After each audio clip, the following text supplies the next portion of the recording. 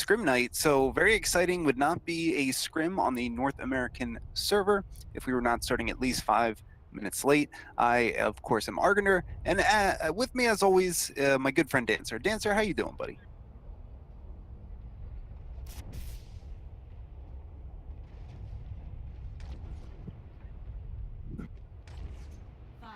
And as we're jumping in, a quick reminder to everybody that Brigitte, the new hero here, 27, is available for play, no longer on the PTR, actually available on live. So we are going to see some people trying to flex a little bit with Brigitte, see where she fits into the comp.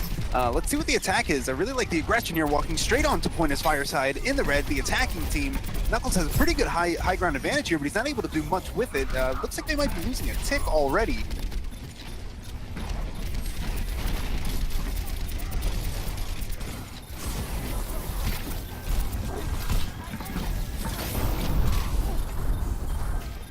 And Fireside actually just walks right in with the triple tank. Not only just a triple tank, but remember, they also do have Anti, who's on the Brigitte, almost, yep, there we go, using that rallying ability that Brigitte has just to give, you know, so much benefit to your team. So it's almost like a quad tank type situation, and that's why it's so hard to get any kills. We're not seeing any kills going the way of Surge right now. Marvel's doing as much as possible here. A huge Graviton Charge comes in. Can we get the Space Jam coming down? Does not connect with any kills. A little bit late on that one, and they're going to lose Objective A.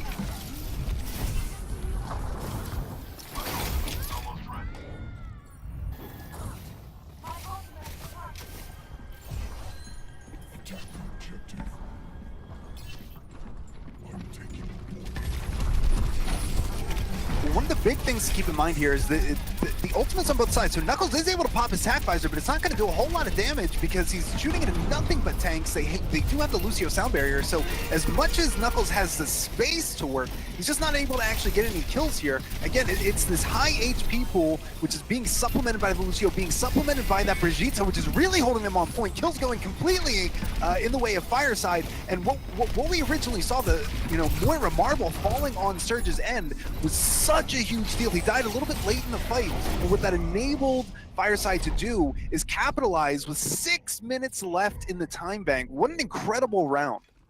Score 0-2. Switching sides.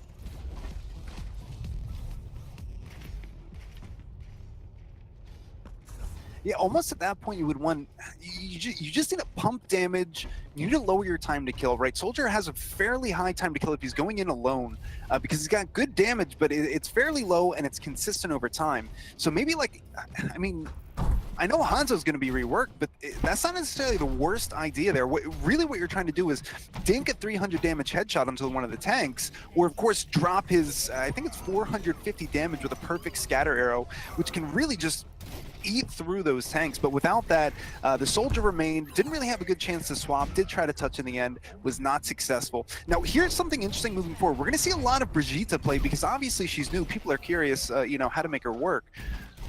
But the question is, if you're going to be running triple tank, traditionally you like to have a Moira with that because she can pump out so much damage. And we're actually seeing a difference in team compositions here. If we take a look at the attacking team, which is Surge, they're going with the Moira and they're going with the Brigitte comp, which is good for extended fights, but not really good to deal with a whole lot of burst damage with, which Anti is on that Bastion. I think that might be a lot of damage to walk into. Laminus is also on the Junkrat, so really just walking into a whole lot of damage here, and you don't have as much burst heal as you might have with, an Ana on your team comp.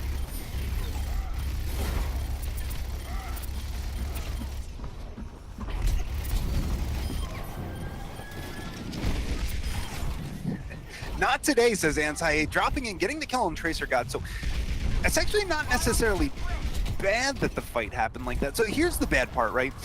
Fire in the Hole is coming in already because Luminous was able to actually build his ultimate up in that first fight. So here's what you want to do here if you're on the side of Surge, if you're attacking. You got bamboozled when you walked in. You weren't expecting the Bastion. But now you know for a fact they have a Bastion. You know they have a Junkrat. So now it's what are you going to do as a team to be able to combat that high damage, maybe a little bit inconsistent damage that's coming in from Fire. It's going to be very interesting to see what decisions are made here coming in from Surge on the attack of do we focus him down first or do we try to just avoid him completely?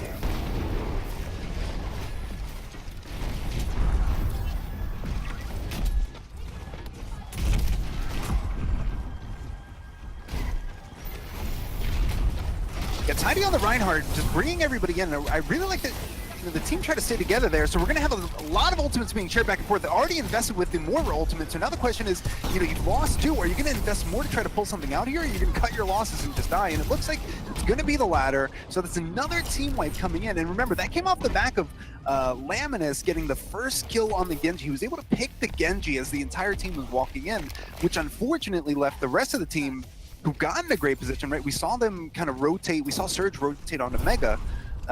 They're fighting a 5v6, and even with Mega there, you don't have a Sombra. It's not like it's coming back faster, so the fight was over fairly quickly.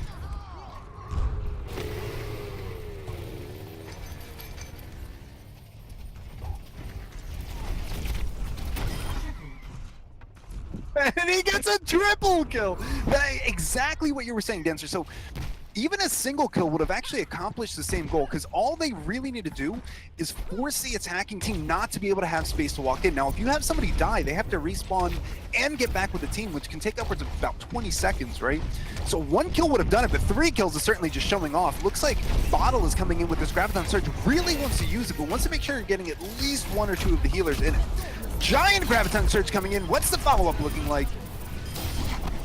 And it's just kills going all the, so there wasn't really an ultimate combo there.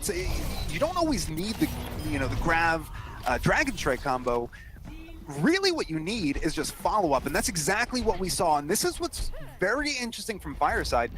They're very reliant on the team. You can see that they trust each other a lot, so they're not going to invest anything more than a Graviton. And then the Moira comes in with her Coalescence just to confirm everything. But it's that trust that's built up. So it looks like we're seeing a team who feels fairly confident with what they're running here. They know what their jobs are. 30 seconds remaining.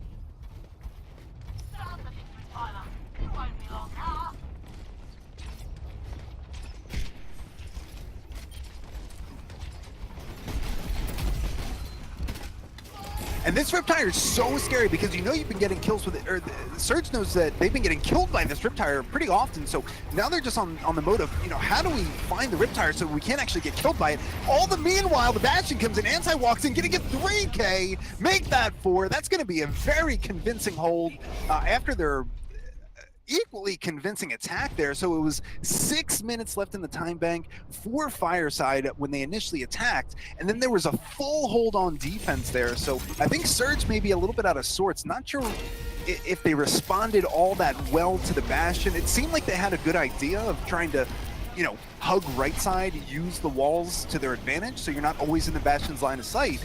They lost a person and it fell apart, but I didn't really see any coherent strategy after that point.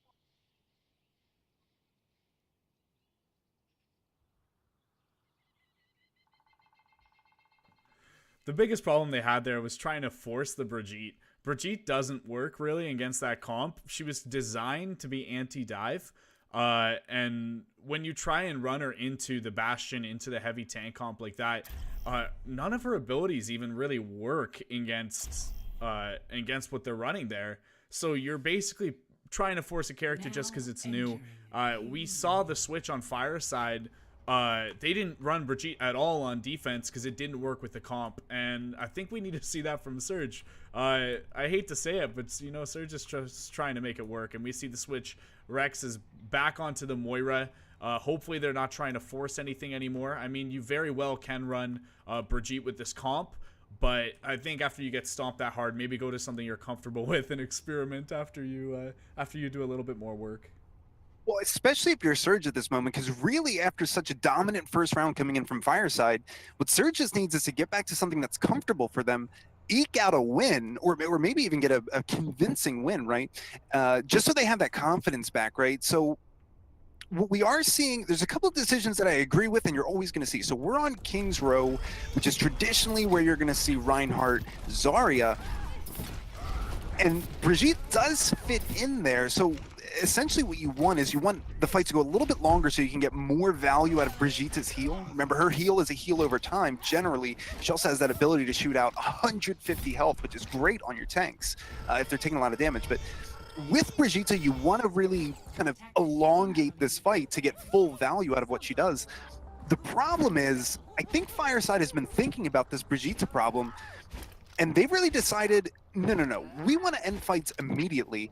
I don't know if Anti is going to stick on the Bastion. I really hope he does. Oh no, they're actually on defense. Bastion will be on the defense here. And I like that decision. I feel like at the very least you can make it so the Brigitte can't walk in, and that's such a huge deal. Let's see how Anti chooses to use his Bastion and see if, you know, Brigitte is his main target. And they know they're not running, they know they're running the death ball. They're not going to run dive. There's not going to be very mobile targets. So they set up the Bastion here. He doesn't need any protection. He doesn't need anything. He can just fully rain damage from above. And I think they read that they were going through Hotel, through the right side. We see Bastion rotate early. I love these calls. Actually, Fireside's doing such a good job of rotating early. Yeah, it's typically something that you might not be used to if you're, you know, going into solo queue. Your Bastion will probably still be in the same spot because either nobody told him to move or nobody noticed that he should move. But this is what I love about seeing teams that have been together, that have some experience. They're very communicative. You see that the Bastion's out of danger before it even starts, and Goose is already losing his shield here. So much damage coming in from Anti that it just forces the Reinhardt to walk away almost immediately. I think Goose saw the rotation of Bastion there at the last second. Knuckles trying to take him on, he called it. They tried making it force onto the point when the rotation was happening, but unfortunately the team took care of it, and Fireside still very much so in control at this point. I actually don't know how angry Knuckles, the Junkrat, is that Bastion lived. But if I was in his position, I would probably be saying some not so pleasant things in comms right now about focus down that Bastion, please. It's but Knuckles does. Oh, I'm sorry. Go ahead, Dan. It's so hard too because, like I said, you're not running any mobile heroes. So you know Junkrat's going to be the only one that can move places and rotate to actually get him. And Knuckles actually getting 2K with his tire there, so even though he was having a little bit of trouble earlier taking out the Bastion, the 2K from the tire, he did build his ult a lot, right? It's not like Bastion, you know, outmaneuvered him. He just kept healing, so Laminus is able to also build his tire, and he doesn't really care what Knuckles has to say. So it's a shame for Knuckles that he was able to, although not confirm the kill, he was able to build his ult within the first team fight. But Laminus really just, you know, showing dominance here as the, I don't want to say superior Junkrat, but at least in that exchange. So now the question is, how does Knuckles respond? Are they even going to change anything? It doesn't really look like they have too much of an idea of what they want to do. This crossfire built between the Junkrat and the Bastion on the Fireside is just hard carrying Fireside's defense right now. No matter what rotation, what location anyone's going, it feels like either the Junkrat or the Bastion are pumping damage into your tanks. I think we found the hard counter to the quad or the triple tank, and we're starting to see the swap. Like I said, Tracer Gods now on Genji. Looks like they actually have contention for the high ground. If I were a betting man, I would bet right now that their dive is going to be, or the call is going to be onto the Bastion. And I really like what you said there about, you know, the concept of the crossfire. So you want to create a kill zone, right? The days of your Reinhardt holding right mouse button and you standing behind him and shooting into the choke are all the way back in Season 1, right? What you really want to do is bait your enemy into a certain spot and create that fire, just like you said, with the Bastion on top, because the moment they start trying to focus on the Bastion, they're actually getting completely destroyed by the, you know, Zarya coming in from their left, so it's very easy to bait them in. Laminus again baiting people and letting them walk in, getting to 2K. We now have an even match. It's actually slightly in favor of Fireside. It looks like they're going to be able to clean up these last few kills here, and like I mentioned, you think you did a good decision. You think you walked in, you mitigated the Bastion. Maybe you took him out. Maybe you just stayed out of his line of sight. The problem is Bottle just walks in as this 100 energy Zarya and is able to completely destroy you as you focus on the wrong target. Yeah, it's so hard to watch things like this. We've seen Knuckles get the 2 picks before and they still don't win fight. It feels like no matter what they do, Fireside DPS has an answer for it, and they're keeping their defense in the game. Knuckles on a switch that I would have loved to have seen earlier. It is the Widowmaker, because even if you're not getting kills as the Widowmaker, you can make people back off by just hitting those shots, right? They start getting, hitting that Bastion is going to do a lot of work for you if you can make him get out of his form and, reposition himself. So I would have actually liked to have seen maybe a Widow, maybe a Hanzo, just some way to just pump damage in to remove the positioning, the superior positioning that Fireside had. Essentially, you're walking into a brick wall over and over again.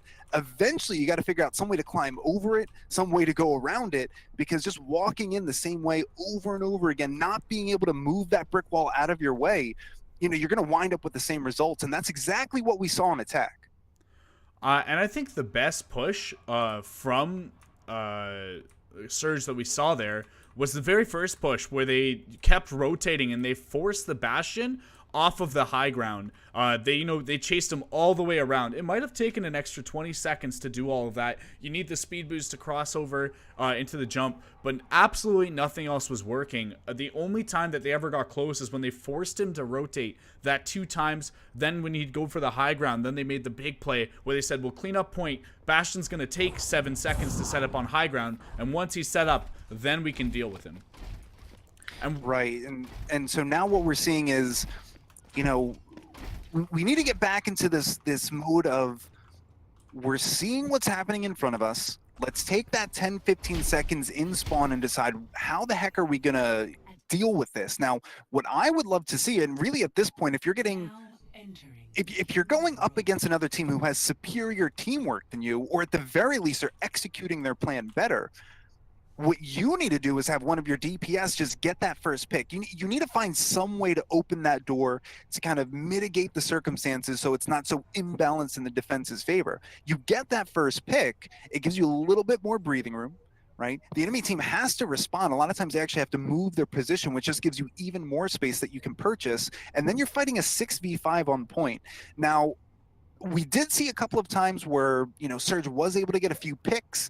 Unfortunately, those fights didn't go their way, but I think that really needs to be their focus on this one. The defense that we're going to run, we need to be able to get essentially one-hit kills. We need to be able to stop these pushes before they start. And that was really just hard to watch. Like you said, it might not be the superior team. It might not be superior teamwork. But the crucial thing you said there is just that they know how to run this team comp. A lot of teams don't know how important it is. They think just having good players on their team is enough. That's absolutely not. You're playing a different game when you're playing in scrims, when you're playing organized. They had a game plan, and they had the idea of what they had to do every single time. No matter what approach Surge took, they did the proper rotations. They've run the scenarios. They know where the Bastion has to rotate, where the Junkrat has to close off lanes, close off approaches. And the Junkrat just punished everything so well. No matter what Surge tried to do, Junkrat would build ult off of it. And we saw almost an ult every single push. Which just buys so much time. When you have the Zarya and the Rhine and the Junkrat, you can just alternate those ults for an entire defense, which is mainly what we saw there. Yeah, effective execution on the game plan. Now, earlier we said, what is Surge going to have to do to be able to, have a good defense here? I don't really like the DPS that they chose. They do have Tracer God on the Junkrat, which is great, but this is what we talked about earlier. They need to get the first kill, and actually they do. Tracer God is able to get the first kill onto the Reinhardt, and killing a tank that early in the fight is probably going to swing the fight in their favor. I really do worry about the next fight, because if somebody doesn't get that first pick, it's going to be very difficult with the very basic defense that you have here to be able to maintain against an enemy team like Fireside, who executes so perfectly. Marble getting a lot of damage in, throwing out that Discord, which, we love to see as healer mains, because we just want to see that, especially Marble, such a great Zenyatta player. We want to see him pop off. Now, there are at least one kill coming in for the Surge here, but I don't know that they're going to be able to maintain it. Maybe coming in with Marble, getting the Transcendence, keeping his tanks up. Are they able to get any kills off that? That's so big, buying time for your respawns. A lot of people wouldn't make that choice. They'd hold it, but you gotta buy time for that respawns. Otherwise, you're wasting almost your entire first hold. They did come in here. They don't have the Zenyatta ult anymore, but at least they got closer to, well, they they threw the Ryan ult away. Maybe held on to that one. They couldn't make it work, but using the Zen ult to buy time, definitely not a bad call there, especially when that Zen is Marble and he builds it basically every 30 seconds. And you really just need that follow-up because he's making it so that you should be able to get at least some kills, and you got to get with a little bit of reckless abandon, but no kills were able to come up. So essentially the Transcendence was worthless, but it was a good choice to pop it in the moment. Now, I don't like what I'm seeing here. We're not really seeing any changes being made on the side of Surge. They really need to get one of their DPS on something that can just truly pop off, get a few one-hit kills, maybe a Widowmaker. Bring a Doomfist to the party. I don't really mind what it is, but we do need to see something a little bit different because it doesn't really seem like the Junkrat is doing too much work. Knuckles is getting just completely bullied out of the fight. Yeah, I think the Junkrat might be able to stay. You might have to switch off the Soldier. I mean, consistent damage used to be good against running multiple tanks, but ever since Moira came into the equation, I just don't think Soldier can do enough damage to be effective against this many tanks and this large of a health pool. Moira just throws one orb, holds her spray for 3 seconds, and no matter what damage you did, she just undid everything Soldier's been working hard for. And even a good aim Soldier is going to have a hard time against a Moira that can manage her resources. Even a Soldier with Tactical Visor can't really out-damage a healing Moira.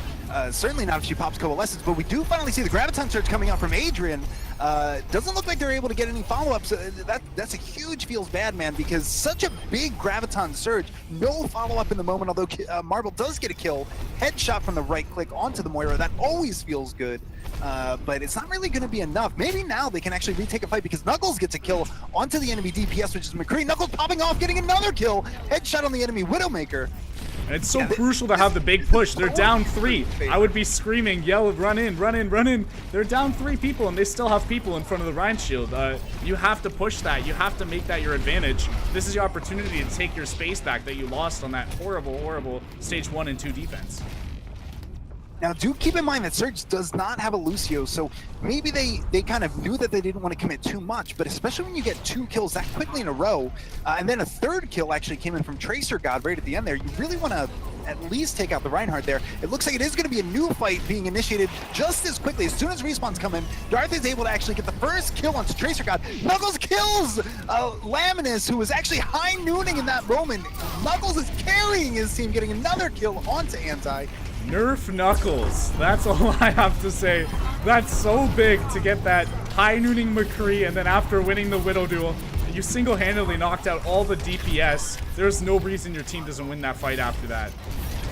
No reason, and that's exactly what Surge needed. They needed one of their DPS to pop off, give them a little bit of breathing room, and then look at what Adrian was able to do. He's built another grab almost at this point. He's about 80 energy at the moment. So, you know, just getting those picks, creating that little bit of a moment of reprieve for your tanks to not die instantly allows Adrian to do as much work as possible. Has the Graviton Surge coming up. Bottle, on the other hand, only has 29% to his Graviton Surge, but we do have Anti finally getting the better of that duel. That is the first out of 3 duels going Anti's way. Headshot on the Knuckles. This is a huge deal, especially with Darth getting the kill and Tracer got Sire. And they might be in a little bit of trouble here. We see that early Zarya grab. I definitely agree with that decision. Tracer God gets a 3K with 1 mine. It feels good to just walk in and pump the damage in. You don't need ults. You don't need a combo. And anytime you can wipe with one of those tank ults, when you wipe with Ryan and you wipe with Zarya and you didn't use an ult, that's the best case scenario because it means you built an entire other ult or just stabilized your ult's economy. To win with just Zarya grab or just Earth Shatter, it means you bought 30 seconds for almost no price at all because we see Goose has the Earth Shatter now. If they can CC that Ryan or somehow break the shield quickly, it's just going to be another free wipe. And Adrian looks like he's building that grab up again quickly. And from what we saw at the beginning, where Fire was so aggressive, they were able to get so much value, so much space from the enemy team snowballing. We actually saw on this one, it looked like Surge came in.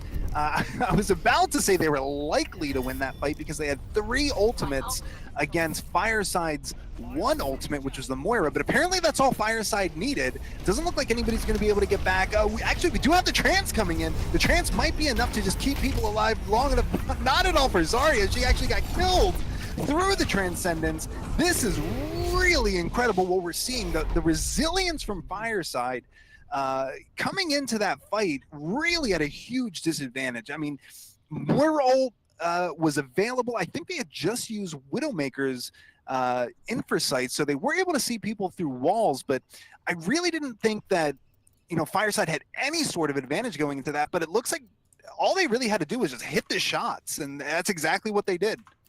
Well, they walked in and they baited the Reinhardt Shatter, which is just such a big deal. Like I said, you need that Zarya and that Rein ult to build your other ults and keep your ult economy stable. As soon as they got that Rein ult out, they had a massive advantage in the push. Fireside had the Surge's Rein discorded. It's just so much damage when you have that Moira ult up. Your Rein is practically invincible. Their Rein's slowly taking damage even if he has his shield up. It's almost like just a checkmate situation. Very interesting to note, Dancer, we did not have one Brigitte pick on King's Row. That's true. Actually, I didn't notice. I'm just happy to see some good Overwatch, I guess. But it's good to see. Like I said, you don't want to force anything.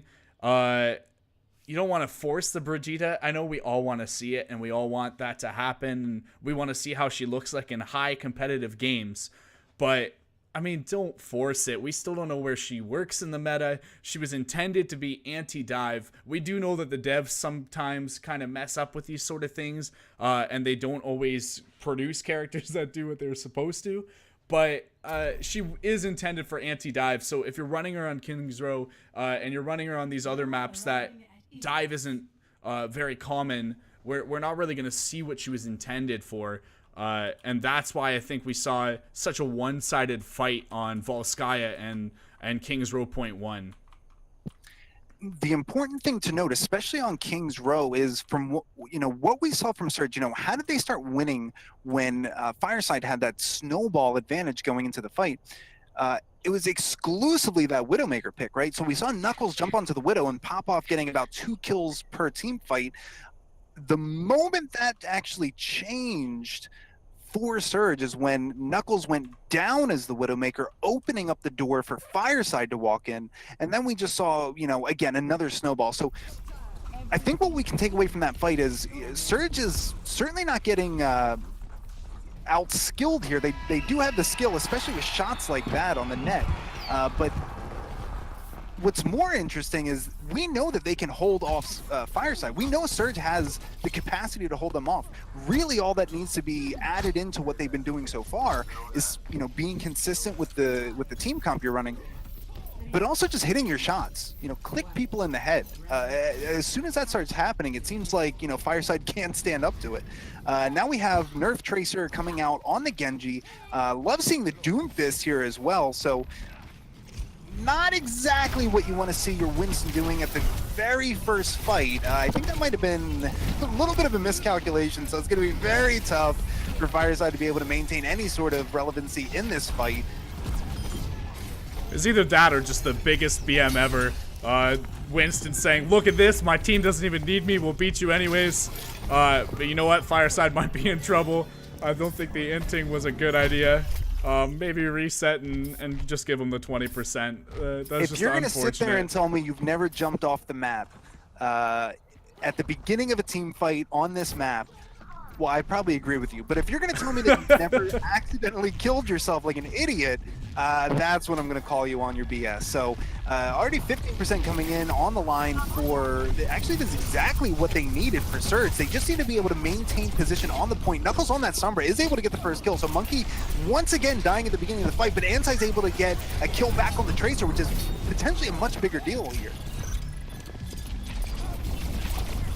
All right, classic Diva Bomb there, really just more for zoning purposes.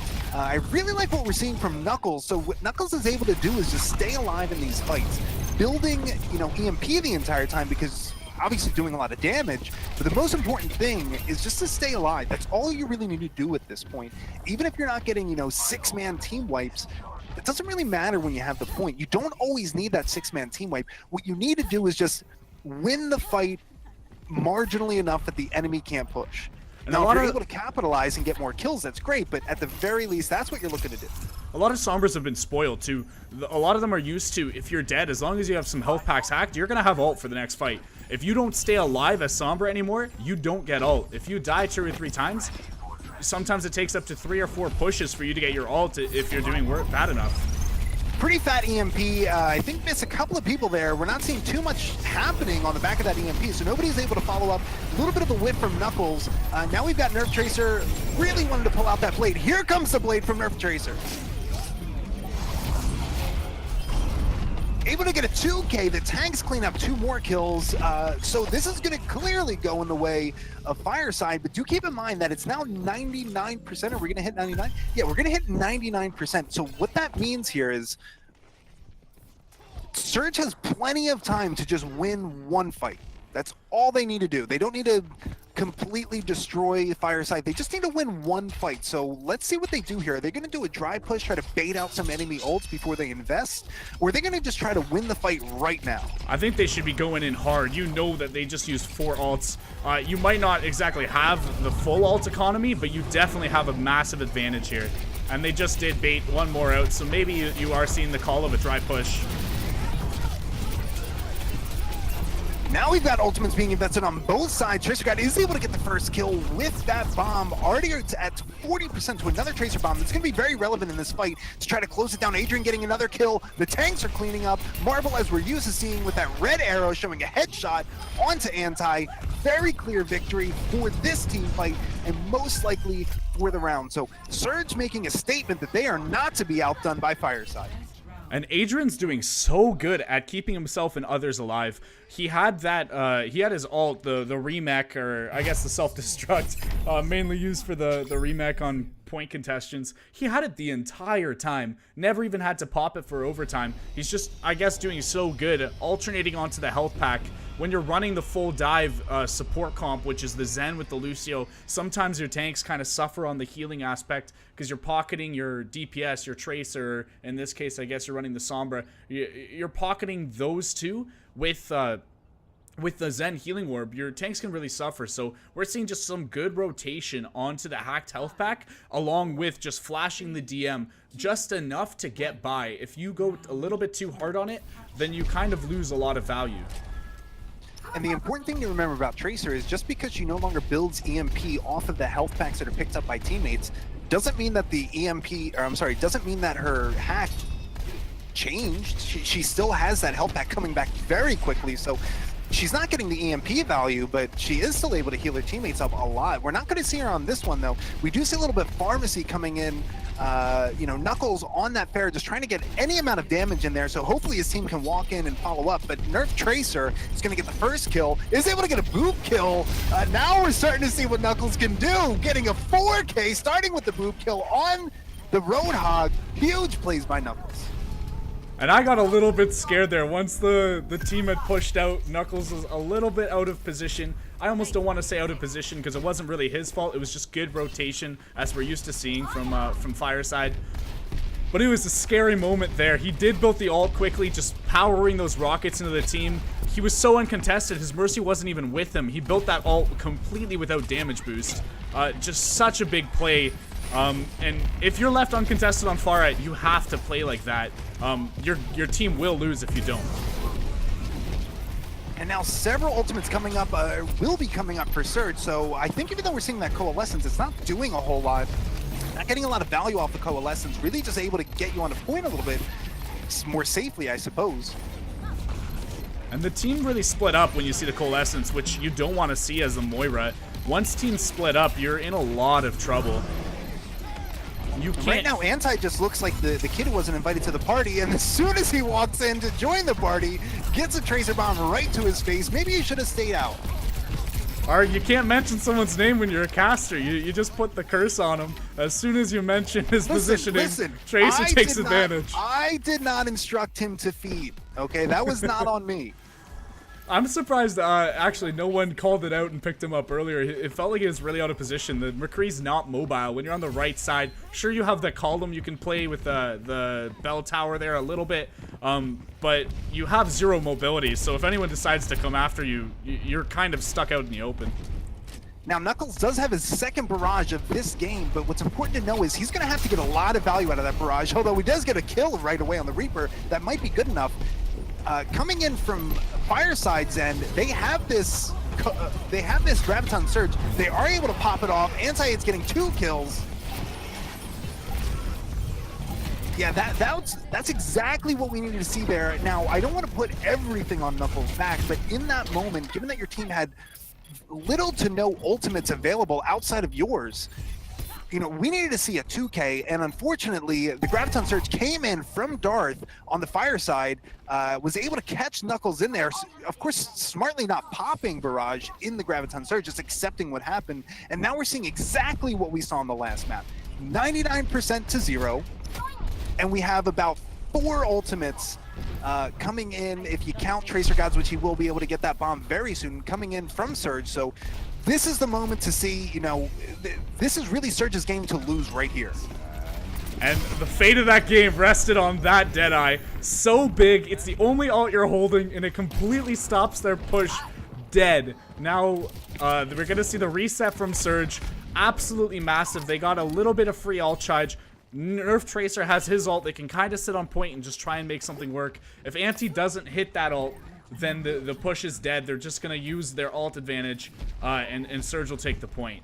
You love to see that. Anti's a playmaker heads right up there. play by Anti. But here's the problem now. We're in the same exact situation we were about 20 seconds ago, but this time Anti doesn't have high noon. Now, popping it there was 100% the right decision, but now we're going to have to be asking, are we relying on Nerf Tracer's, you know, Blossom to stop the enemy team? Giant Boob getting the 2K as Marble. Every single time we look at Marble, we just see him in the kill feed. I don't know what is happening with Marble, but he is the quiet carry of Surge. Every single time he is in that fight, he is doing something either gigantic, like one of those huge trances we saw before to buy his team some space, or we're seeing him get ding headshots with Zenyatta, or we're seeing him get 2-man boobs, including the enemy Zarya and one of their DPS. I mean, what more can you ask for? That's so big. You can't ask for anything else. Someone has to tell this guy he's a support and that his job isn't to carry the team with picks.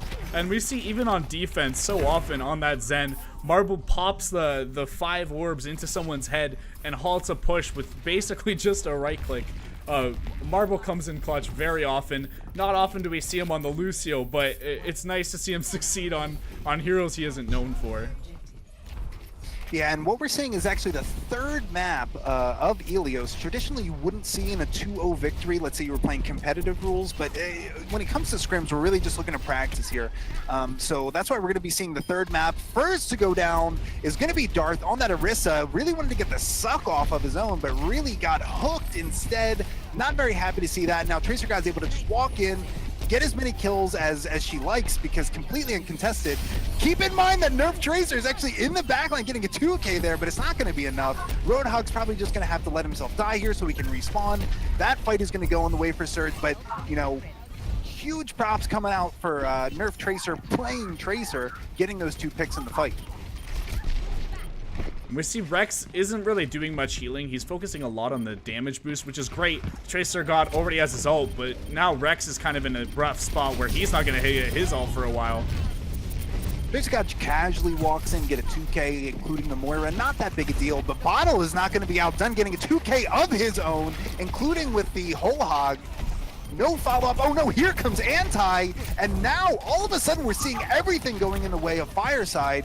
4 kills there. That doesn't mean the fight is completely over. There is a chance, but it's getting a lot more slim now that Marble has gone down, Goose has gone down. Yeah, this is certainly going in the way of Fireside. So now they have a little bit of time to establish on the point, which is what you want to do with Orisa. and really just give themselves time to breathe here. That they were under so much pressure up until this point. And Bottle Dew still hasn't died from first push. He has just been taking a breather every chance he gets, poking for his hooks. I think he's been doing so much work. We saw him with the double kill at the start. Everyone collapsed on him, and still somehow he's surviving. He's doing so much work here, and it just looks like Surge has no answer for him.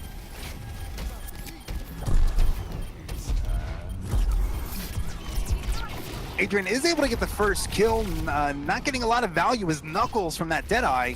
He is able to zone everybody off the point a little bit, so now the rest of his team can take that space, getting 2 more kills coming in for Surge. That's going to be another point swap, so now we've got about 45% for Surge. They do need to withstand about, I'd say, 2 more good team fights here.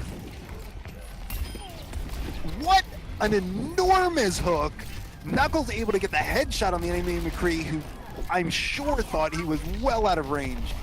And we were watching Knuckles there, and they paired, Knuckles and Marbles paired their ults together. Knuckles is out in the open without a shield.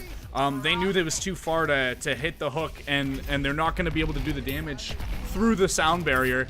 But look at these ults. Marble and Knuckles almost still tied. Ult for ult, even though we're watching Knuckles just hit so many shots. It's kind of a testament to how good Marble is with these projectiles across the map, building his ult, just hitting people. Actually outpacing Knuckles at this point. Looking back to the fight, Anti is able to get a kill there, but Marble just will not stop carrying, whether you like it or not, getting kill on Tracer with the melee. 2 more kills coming in for Fireside. Very close fight. Not so close anymore, so more kills coming in the way of Fireside. They are going to be able to cap on the point, which is great, but like we saw on the last map, like we saw on the map before that, 99%. So that all that means is that Surge gets 1 team fight, they're going to win. Now, they don't have a whole lot to work with. There's 2 ultimates for Surge coming in. Knuckles with the McCree. He hasn't gotten a lot of value with that Deadeye. I think this is his 3rd of the game. I'm sorry, 3rd of this map. 0 kills so far in this map due to it. But 3rd time's the charm, as they say. Let's see what happens. This time playing it safe behind the shield. The big pull. He's able to Not get a a kill. chance. Knuckles gets the kill with the pull coming in. Huge assist. Knuckles getting another kill. Lucio getting greedy there, coming in for the boop. Knuckles, good awareness, stuns it and punishes it. That's what you got to do. You can't let Lucio get those free boops behind your shields. You have that shield to keep you safe and contest the point. Overtime is being reset from the Fireside. Their Lucio is just trying to stay alive for as long as possible. It's going to be very difficult for the rest of his team to get in and, you know, get some kills off the back of that. He is doing a great job staying alive, but finally taken down by Tracer God with a giant flashbang. No thank you, Tracer. Get out of my game. Get out of my lobby. Get out of my life. So, Arg, I'm not sure if you wanted to ask me this, but we see Surge finally pick up a map. What are they doing right now? Because it looked so dominant at the beginning. Fireside just absolutely stomping them. Didn't give them a chance. Fat boop by Marble. You love to see that. You gotta punish the view side approach. You should be in trouble if you go there knowing that there's a Lucio on the field. Those bloodthirsty Lucios always looking for the easy kills. Now, it's a little bit tough to say, what gave Surge the edge there. So you could attribute it to a couple of things. Of course, we had Marble just popping off. That's not a question. We know Marble's doing work. Knuckles first jumping onto the Sombra there, which might have put Fireside on their heels. They didn't really seem to be able to react to the Sombra very well. And I think it might have just been like an influx of confidence. Being able to get that very first map made them feel so much more comfortable in their game plan. Long Abandon is trying to run that Brigitte, which they gave up on early when it wasn't working. So it does seem like Surge, although they did lose initially, they got stomped pretty convincingly initially. It seems like they're starting to make some, adjustments here or there, popping in maybe heroes that they think the enemy team's not, ready for, and then getting that snowball effect where they just keep building confidence because they keep building wins. I think it's very smart from Surge's side to be able to, see the problem, react to it in real time, and bring that confidence. You love to see those games where, you know, nobody wants to get stomped and nobody wants to watch a stomp. Those good games are the nail biters, the ones where you don't know who's going to win. Every second's different. And I think that's what this has started to become. You see one team get stomped, they come back, they try their hardest. And on Ilios, Fireside didn't even pick up a map. So Surge really coming back, trying to show that, hey, we're here, we're a good team too. We know how to play the game. I'm not sure if it's intentional, but it looks like we might be heading back to Ilios for round 2. Oh no, we're switching to Dorado. Baited. It's not an NA scrim unless the casters make some mistake. Unless the caster gets baited. So one of my favorite maps, personally, Dorado. It's up there with King's Row. In my mind, slightly different. It is just exclusively escort. You don't have to assault a point to be able to unlock the payload. I just really like how different every section of Dorado is. It's not really that uncommon for teams once they get through streets phase here. I'm sorry, once they get through this initial courtyard phase, as soon as they cap the points, actually swap to a completely different team comp. Because once you get to streets phase, you know, there's a lot of open area, but there's also a lot of high ground, and you really want to bully the enemy team off that high ground. So it's not uncommon for teams to run multiple team comps throughout this match. Yeah, I agree with you there. It is interesting in that way. You have to run either a comp that's can't be punished by not obtaining high ground, or a comp that can obtain high ground. We see so many different platforms on this first top part, and you always see the blue building far side around the second bend of the payload. Hit scan, if you're running a hit scan, he'll stay up there all game. He won't give you any chance, and that's probably where Dragon's gonna stay, pumping damage into the back of tanks, any supports that kind of peak themselves. So you always have to deal with these alternate angles of attack on first point, then you swap to the second point where you're just getting battered from high ground, and if you don't contest it, you're giving your advantage away. Now, granted, Brigitte wasn't working in previous maps, but I would actually like to see Brigitte on attack at the very least for courtyard phase here, because I think there's so much value you can get out of her AoE heal, but we're not going to be seeing that. What we are going to be seeing is Tracer God running that Mei on defense, which can be very good once you get to the choke point here. You are able to lock off some of the tanks and get some free kills. Mei can lose a little bit of her value from the wall off of running the dive, because as you can see, most of the heroes shouldn't have a problem getting up or around that wall, but since you do have the bridge closing it off, that wall can almost entirely negate any mobility. And she does have the new freeze, which is almost impossible to get away from now. Yeah, being able to get frozen, even if you're breaking her line of sight or getting behind something, doesn't really matter, because the freeze can just stay on you, stick on you for so long. I think it's 1.5 seconds is the total amount of time before you start to unthaw. That's a long time, especially in a fast-paced game like Overwatch. Dragon is able to pick up the tactical visor. Really going to need to get a huge tactical visor to keep his team in this fight right now. And we see the investments of ults from the Surge side. Yeah, the tac visor coming out, the Moira all coming out. Amazing Kills being focus traded fire. back and forth. Yeah, the focus fire is incredible, and what really lends itself is having that Discord orb, which basically tells your entire team, even if they don't hear you, they can see the visual representation of the Discord orb in the game, so it makes it a lot easier for people to track who they should be looking at. At first, I thought this was going completely in the way of Surge, but then 2 more kills coming in for Fireside. They might be able to turn it around here, but they got to be really aggressive, confirming 1 more kill. The Mei goes down, Reinhardt goes down, and Dragon goes down. 3K from Nurse Tracer. That was exactly what they needed, Fireside, to be able to capitalize on that point. Really unexpected, but incredible play by Nerf Tracer. Such a clutch bubble there by Darth Leahy. I'm so impressed. He sees that the soldier's going for his stationary Pharah. The Pharah is so vulnerable during her ult. Dragon, you even saw confidence. He stopped strafing, stopped moving. He knew he's going to out DPS with headshots. And out of nowhere, the Winston jumps him, throws the bubble down, and he has no chance. Doesn't have time to eat through that bubble. And Pharah gets her full ult off into the team. No fear coming in to this room right now. Both tanks from Fireside just pushing directly into the enemy team. Surge was holed up in that room, but they were not prepared for a D.Va flying in and an angry scientist to be pushing them back. So they're not gonna be able to actually win that fight. And what's really upsetting to see is Rex popped his Coalescence there. The problem with that is, yes, your team can push now. You kept a couple of your tanks alive.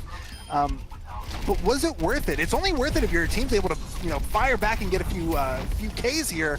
First kill coming in from Adrian onto the Fair. That's exactly what you want your D.Va doing. Looks like D.Va Mech is going to be going down for Fireside, so this might be the turning point for Surge to be able to get back into this fight. Goose going down, getting a kill. Dragon also going down and getting a kill. Looks like this is going to be a wonderful hold. Exactly what they needed to see. Still a little bit curious if that was the best use of Coalescence, but honestly, at this point, Dancer, it doesn't matter. Rex has Coalescence again. You get it so fast. Moira, like we said, it doesn't matter if she's healing one or the entire team. She uses the same amount of resource. So if you're a good Moira, you're building your ult like crazy.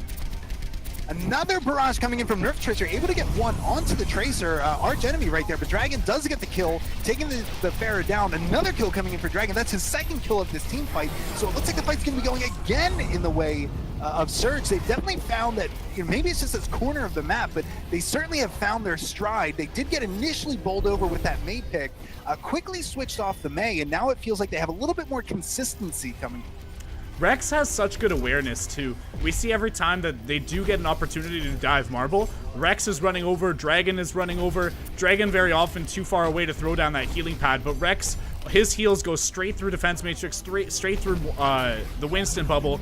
He's doing such a good job of like knowing where his Lucio, or knowing where his Zen is and making sure he stays up. That Discord orb is so big in sustained fights. It shows who to DPS and it puts the extra damage on him too. It's incredible to me that nobody has peeled for Marble yet. He's sitting over there completely free. Now, meanwhile, most of the fight was going on in the bank, but there was two people on point who had the opportunity to go kill Marble. They saw him over there, did not take it, instead chose to push the payload. Now, I'm going to say something that might be a little bit controversial. In that moment, the payload actually does not matter. It doesn't matter if you get it those extra 3 meters if you end up losing the fight with a huge right click. I cannot stop telling you how much I'm in love with Marble. This is the Zenyatta that you want on your team. He has magnetic balls, and I'm not sure, take from that what you will, but his balls just go to your face, whether you want it or not. It is non-consensual balls to the face with Marble.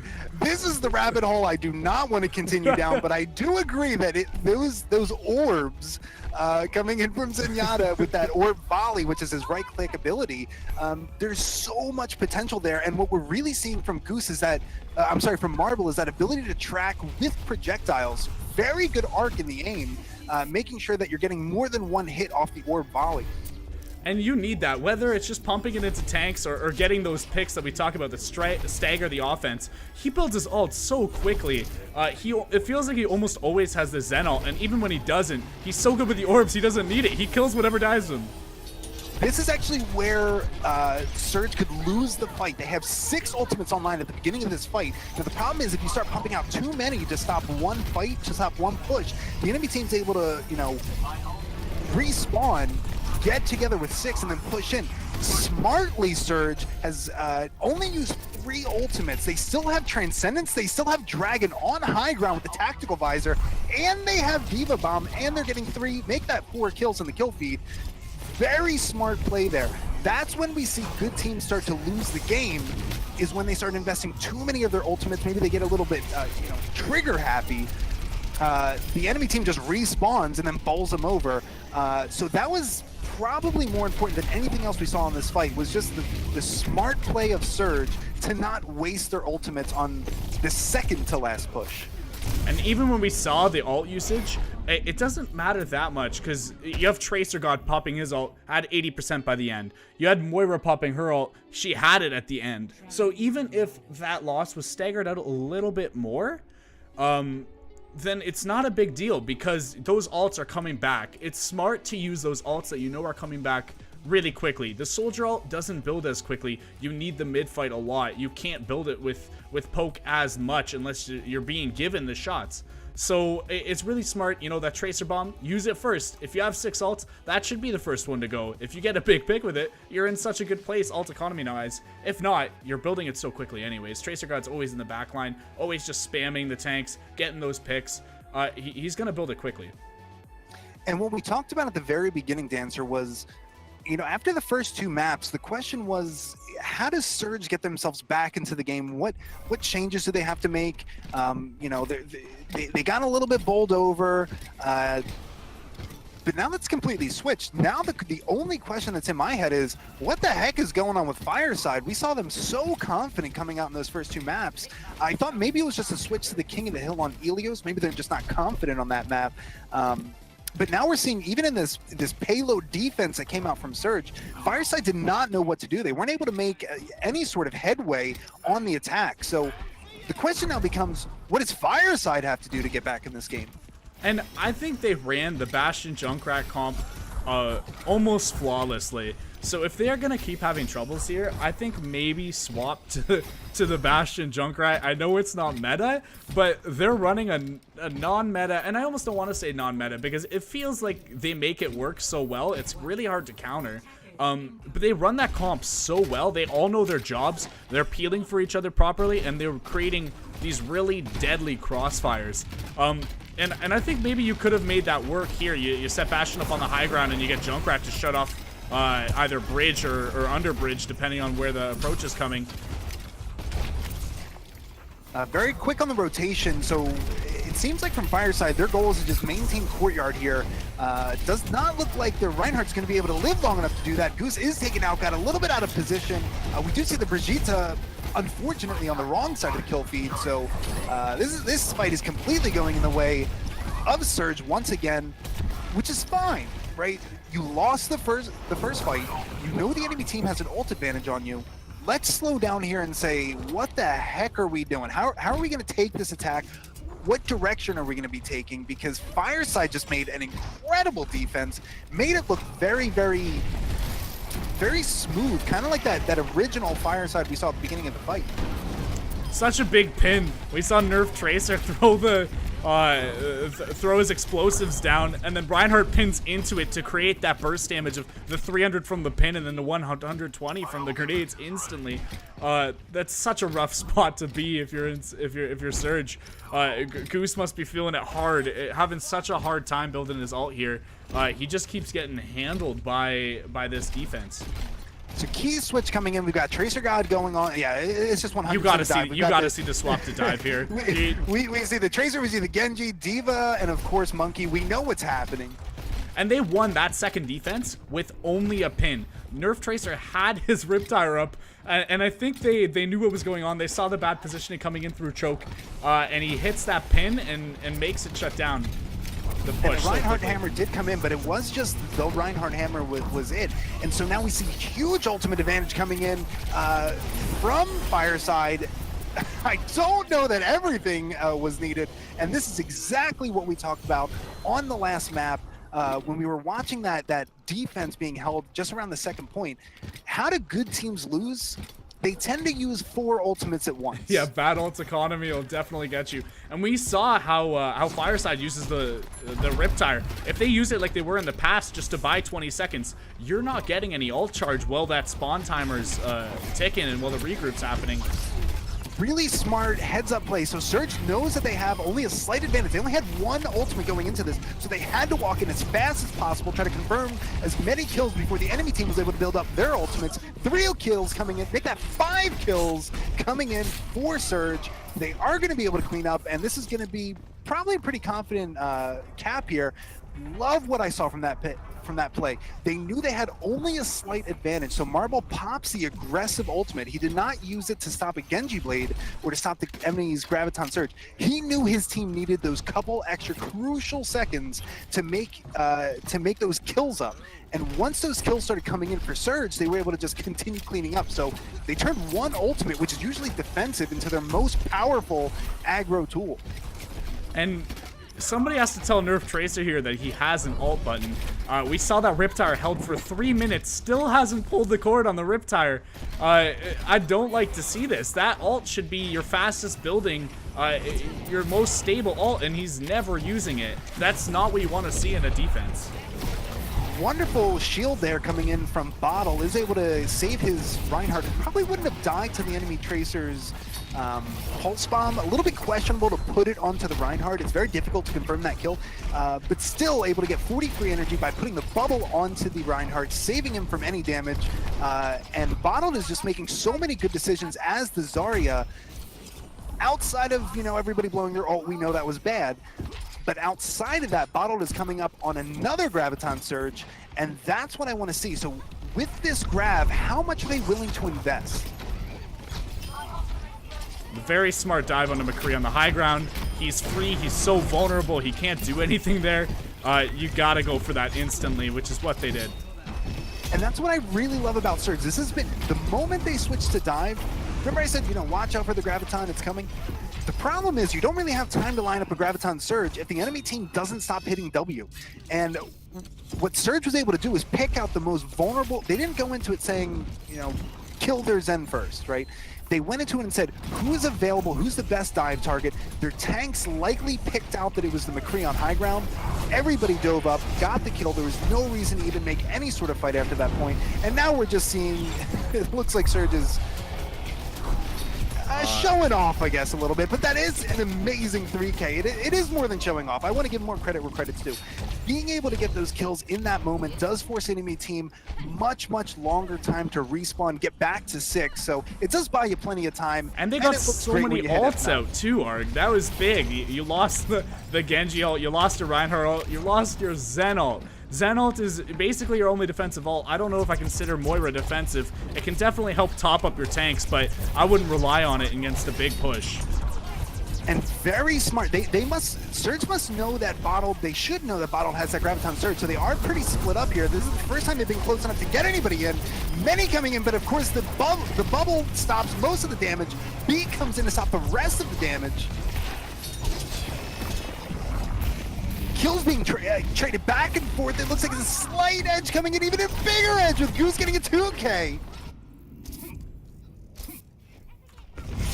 What a dominant performance by Surge, both on the defense and that incredible offense. So much aggression. I love the switch to dive. I think it actually changed their mentality too, because once we saw that switch to dive, they did not let off the gas. They just kept pressing and pressing and pressing advantage until Fireside just didn't have the time to regroup, didn't have the time to follow up on the Graviton Surge, which did actually get, I think, 5 in it, which is such a huge deal if you're the Zarya, but there's just no follow-up because everybody around you is dead, and that's completely due to Surge just not letting go of that aggressive stance that they had taken.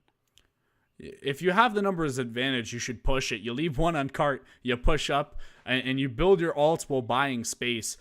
We didn't even see a full regrouped fight on that third point just because of how aggressive Surge got. They got greedy, which is what you want to do. If you're not playing greedy, you're not playing properly. You got to buy that space. If you're playing dive, your payload should just be moving slowly and you should be moving quickly. You can't stay with your payload. There's just no benefit to it. You're going to get jumped. You're going to give your enemy the drop on you. And that aggression is just so big. I think what we're seeing here, Arg, and we brought it up more than once, is you have to know what your team comp accomplishes. And I'm not sure if the problem was Surge doesn't know what Deathball is supposed to accomplish or how to play it, but I can tell you without a doubt, they know what dive has to do to win. They know their win conditions, and they know how it has to be played. It's so big to see that dive on McCree. You get a free kill. It's 6v5. Your tanks just sit up there. They can't even get punished. And then they just get their shifts again, and now you're diving for free. And even you mentioned they knew that Bottled has his Zarya Grav, and they purposely play split. So you know that this team can focus fire. We've been seeing it all day, but as soon as they called the Gravs up, they start playing a little bit more split where Genji's off on the back line, the tanks are together, but D.Va can try and eat the Grav if it comes at them, and the support line was split as well. So if Zarya's grabbing, she's lucky to even get 2. And you want to take that ult away when you know your enemy's ult economy is so wobbly like that. They have absolutely nothing. All they have is Grav. Just position yourself where they can't get a good Grav off, and you get so much benefit from it. You're almost just countering the ult by standing somewhere. It's ridiculous when you have that mentality and you have that awareness, how strong it can actually be. You're taking away one of the strongest ults in the game just by not standing beside each other. It's smart play. That's really what we've been seeing, and we saw that a lot from Fireside early on in this. Not only was it just confidence that they knew what they were doing, they knew what their team comp was trying to accomplish, but they just made good decisions, right? They were they weren't feeding. People seem to be very focused on specific targets, so you know the comms are likely good. And now that's what we're starting to see. Just like you mentioned when Surge made that switch over to the dive, either they just have a particular affinity for dive, or it's something they've been practicing as a team since dive has been so oppressive for so long. It's been so meta for so long. Yeah, most teams should be used to it. And I think most teams are. It's just how often do you practice it, and not just how often do you get the correct heroes on the team, but do you know how to actually execute with those heroes? It's not enough to just have a Tracer, to have a Genji, to have a Winston, Diva. It's not enough to just have them on your team. You have to be able to know what you're doing. I would love to see Tracer God staying on that Doomfist. I want to see some one-hit kills coming in. Switching over to the Genji, I'm not mad about it. He doesn't want to make you happy, Art. Let's say I'm not mad, I'm just disappointed. Well, the problem here is I think the Doomfist is a good counter. I'm actually I'm writing a little bit of a paper on it right now. How Doomfist CC is so strong against the triple and the quad tank. But this is the only 2 CP map where triple and quad tank isn't run commonly. As I'm saying that, we're seeing that it looks like that's actually what Fireside's going to be going with. But I don't know, if I was a betting man, if I were to take a bet on it, I would say this isn't going to work out. Temple of Anubis, basically since the days of Season 1 Worlds, where Korea was unbeatable when dive wasn't even meta yet, ran dive on this map, and since those days, I don't think dive has ever lost on this map. It's just, there's too many places to hide, too many places to jump your enemy, but we'll see how this goes. So it looks like we're going to be seeing triple tank, 2.5 support, I guess 3.5 tank, 2.5 support if we count Brigitte in a little bit of both of those categories, but the first kills are going to be coming in for Surge. Adrian getting a kill on the Zarya. That's such a huge deal. Not only do you not have a tank for this part of the fight, but you lose out on that Zarya energy. It doesn't really seem to matter, though, because the rest of the tanks, including Brigitte, are popping off. That is not what I expected to see after the Zarya going down early. The big problem was that Ryan was caught out behind along with Zarya, and for some reason wasn't blown up. We saw the Discord, we saw Marble hammering into his back. The rest of the team wasn't there. Tracer God wasn't with the dive, but I don't want to blame him because he actually drew the attention of 3 enemies. So at that point, you're splitting the team 5v3. If your 5v3 doesn't win, you're just in such a bad spot. Like, how are you going to win any other way if you can't win the 5v3? Darth the Reinhardt was able to get his Earth Shatter at the same time as Dragon a Tracer on the enemy team, and that really just shows you what hitting W will do for your team. If you're able to just walk in to the enemy team and swing as Reinhardt, that cleave damage hitting 2, 3, 4, 5 targets at a time, you build Earth Shatter so quickly, the rest of your team has so much HP that it makes it so difficult to just get one pick. And that's really what Surge needed to be able to have any sort of defense here. They were not able to. Marvel trying to do as much work as possible. His Transcendence is over. And Tracer God on the Doomfist getting the kill. This is what I want to see. More kills, Tracer God. Please, somebody pocket your Doomfist. Keep him up. He is doing so much work, taken out by Nerf Tracer, who's playing Brigitte. This is exactly what you want to see when you have multiple tanks on your team. You want a long fight. You need that CC. He has so many abilities, so much damage that comes out in burst form, and the high mobility. He's already back in the fight. It feels like he just died. So you gotta see that. It's so good for the stall, and it's so good against the quad tank. It looks like he might be able to get... Oh, I thought we were going to see Meteor Strike, but none of Creatures has anything to say with it getting a 3 kill. We'll make that a 2 kill if we include Diva Mech. We'll call it 3. Now we've got 2 picks coming in. This might be the time for Surge to get their 3rd tick on the point, and it looks like it is. No one was prepared for that much HP coming in from Fireside. They had so many tanks, including the Brigitte, who's just offering that heal over time, plus that 150 burst heal. I think it's at a 6-second, maybe a 4-second cooldown. I feel like 4 sounds a little ridiculous. It's a 6-second cooldown, and And there is the overhealing as well. So even if you're just topping someone up, they are going to get that 75 overhealing, which is the only overhealing ability in the game that isn't an ult. Yeah, so really incredible. And Dancer, we talk about this every single time. I know people are tired of hearing it, but I just can't stop explaining how important it is to walk forward. If you have tanks, especially a Reinhardt, and your Reinhardt is holding right mouse button in the choke, get a new Reinhardt on your team.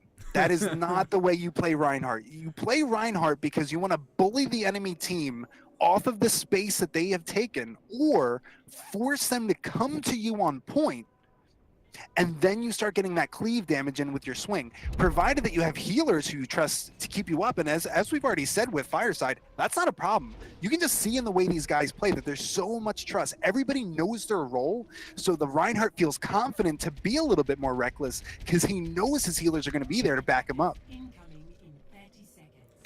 And the thing is, if you're just holding the shield as Reinhardt, your healers aren't going to get any ult charge, and you're just going to get bursted down once it breaks. If you're flexing the shield, then you can take 200 damage, put your shield up, get topped up, and then put the shield down again. Everyone's building ult slowly, rather than your enemy just whittling down your shield, and then once it's down, exploding your team and exploding you and making your team vulnerable.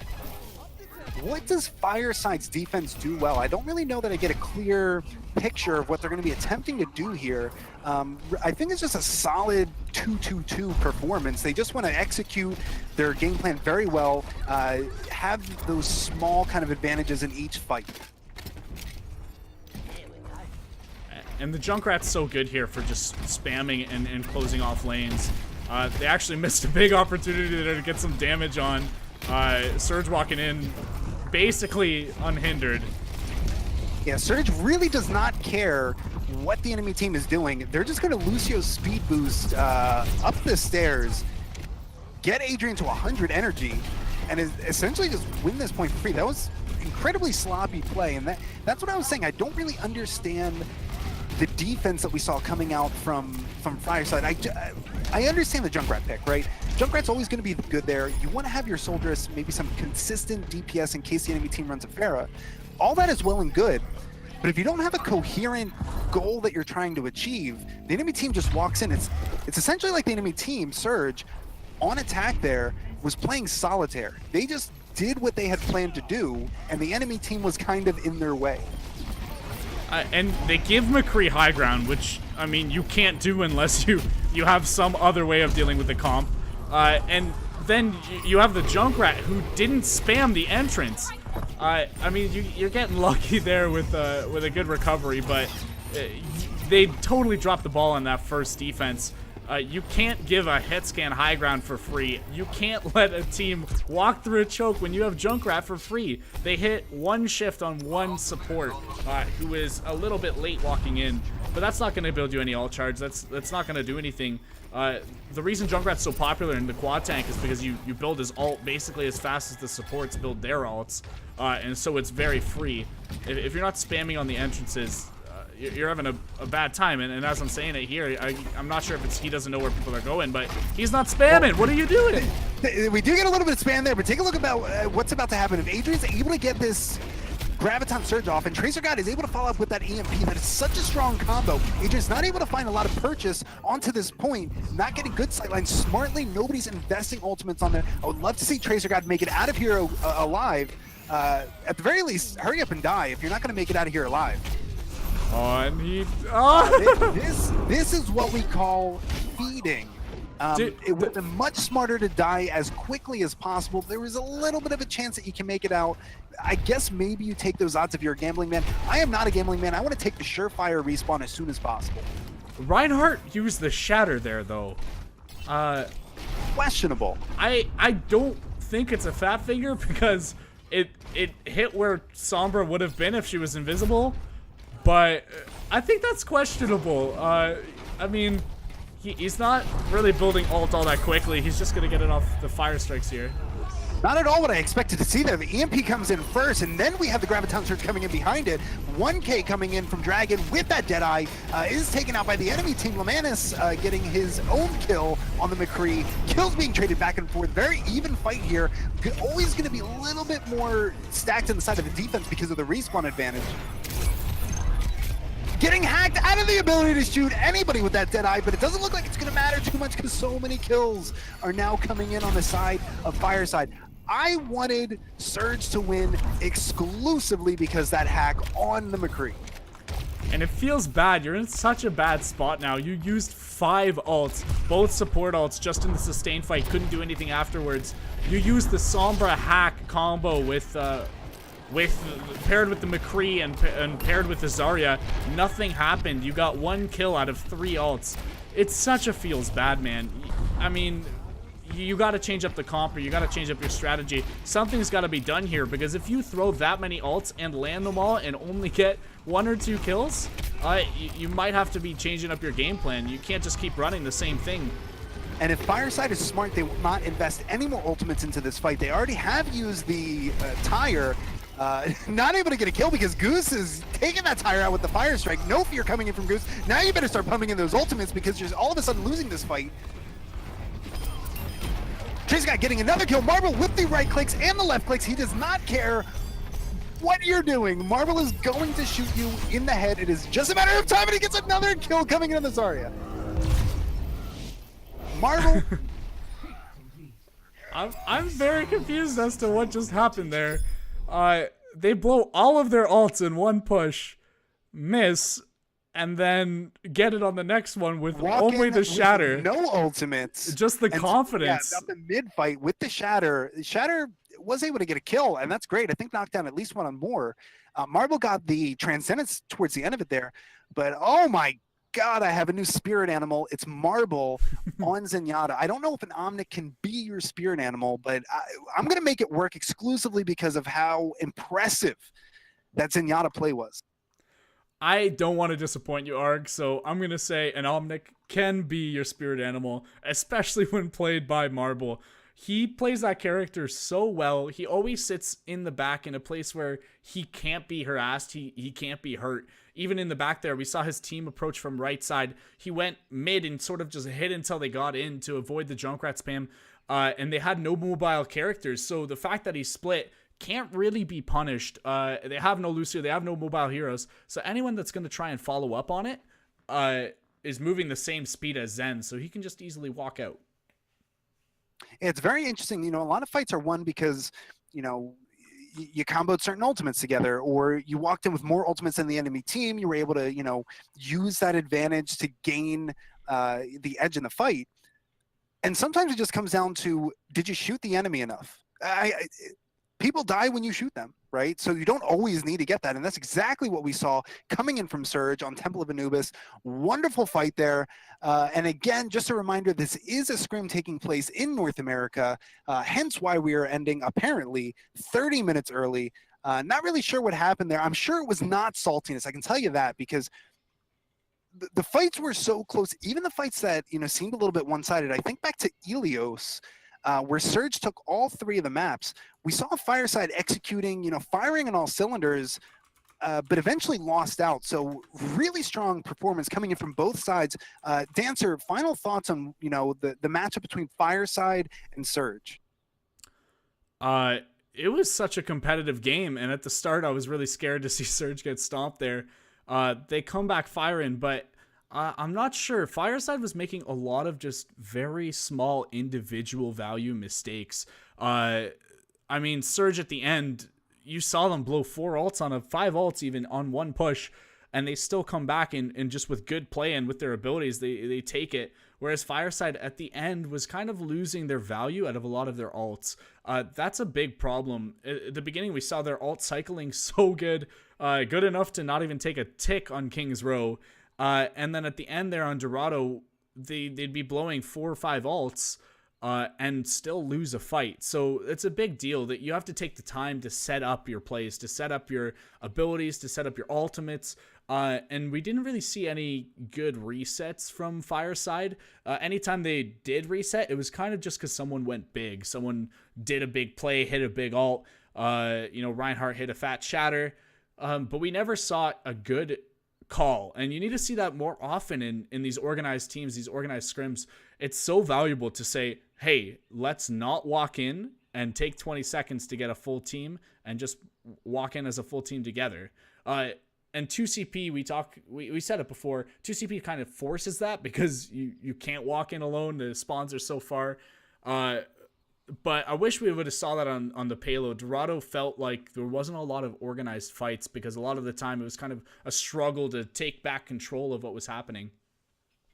If you think that people can't walk in alone on 2CP, I invite you to play competitive ladder with me sometime, Dancer. I will show you that people are more than capable of walking in alone on Temple of Anubis. But no, of course, I do understand what you say. You know, when you have teams who are established, have some experience playing maybe in some local tournaments, maybe some bigger tournaments, or at the very least just scrimming a lot, you don't really see those silly decisions because they know how important every resource is. You don't want to waste it on anything. You certainly don't want to waste time as a resource. So a lot of smart play coming in from both sides.